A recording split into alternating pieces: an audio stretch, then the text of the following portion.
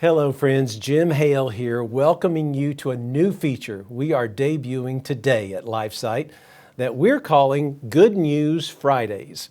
Our video team in Front Royal will be producing weekly videos airing every Friday, which we hope will inspire you in the faith and give you hope in the fight that we are all engaged in for life, family, and culture.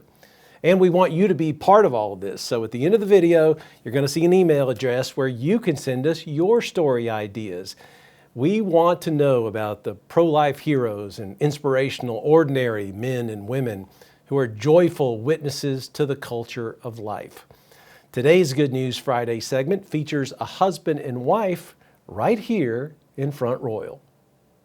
It's an art because it involves a lot of creativity. It helps you to take your daily, ordinary work and really think about it more deeply. He's bringing in classical philosophy, including people like St. Thomas Aquinas. It's a way to structure and organize your thoughts and your work. In an age of disorder, chaos, and fear, is it possible for faithful Catholics to truly live a balanced and ordered life? Could you call this way of life an art? A young father in Front Royal, Virginia says the answer is a resounding yes. His consulting business is called The Art of Workflow. Catholics have a unique perspective on freedom. We don't view freedom as the state in which I can do anything, right? But we find freedom almost in constraint. So we are most free when we are living in alignment with our nature, which is fixed. It's not unlimited, right? The number one thing that I hear from my clients is this experience of overwhelm, right? They're just totally overwhelmed. They're overwhelmed by the amount of stimulation. They're overwhelmed by a school system that's failed to teach them how to think. They feel that they wish they could have a better relationship with their children. They wish they could just watch their kids' soccer game and not be always thinking about work, right? But they don't know how to get that. Coaching stressed out men and women gain clarity and balance is a family affair. Andy and wife Liz work as a team. But this is not new age success mumbo jumbo.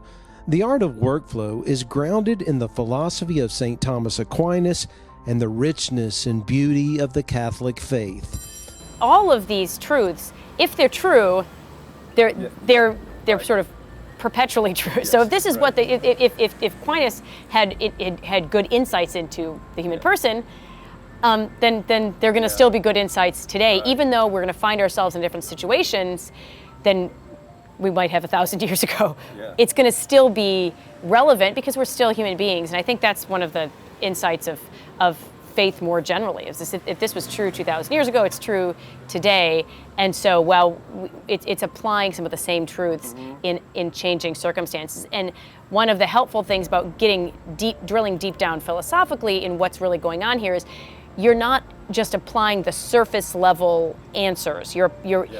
Because if you're trying to apply a broader principle to something, you have to understand the underlying principles. Because what a solution might be for one person isn't going to be the same solution for the other, even though they're both responding to the same underlying realities. The solution for most of us is to strive for efficiency. But for a Christian, that's just part of the story. Efficiency is important, but efficiency by itself is not enough. So it's efficiency, effectiveness, I'm doing the right things. And then the last thing I'd say is effectiveness. There's teaching a love for this. It's actually, I love what I'm doing. And when we bring that joy in, that's kind of the second piece here, people will see that. And that will actually help us evangelize more people. We'll be able to reach more souls because they'll see our joy in our work as well. And when it comes to the most complicated and important job in society, stay-at-home moms are finding welcomed relief in this simple, effective system. It's just so helpful to be able to not feel like you're being pulled along in life. You're able to sort of take it one step at a time and move with it. That's one of the steps is you're moving through life, and it's not like you're being, dragged along. It's like you're, Andy and Liz used the phrase, like you're riding the wave, you're surfing that wave, and it's hard to get there, but once you do kind of reach that, it's so great to be able to feel like I am actually sort of on top of things. I guess our primary things, we're dealing with what's on people's minds, we're giving it the attention that it needs. And so if that's like, okay, my relationship with God, or my prayer, or the faith, if like learning more, or praying more, instead of taking it from that age of like, oh, I'm not praying more, and it's kind of sitting in the back of your mind, you're like, I should pray more, like I should teach my children, like whatever, I don't know, like what adoration is, or I don't know, different things people have, or I should learn about the saint of the day. I don't know, these different things that might seem like very like technical, but they're just like, if they're just like in our heads and we're not following through with them, or maybe we randomly do, or like celebrate a feast day, but all of a sudden we have a way and a process to like walk through those things. When we order our lives and when we order our work, because work is a form of prayer, when I order it, it is an expression of my love for God, right? And so that's how I see all of this kind of tying into, well, God has given me certain talents and He wants me to do something with them. We can't effectively participate in the building of the kingdom of God if we're totally disoriented and feeling overwhelmed.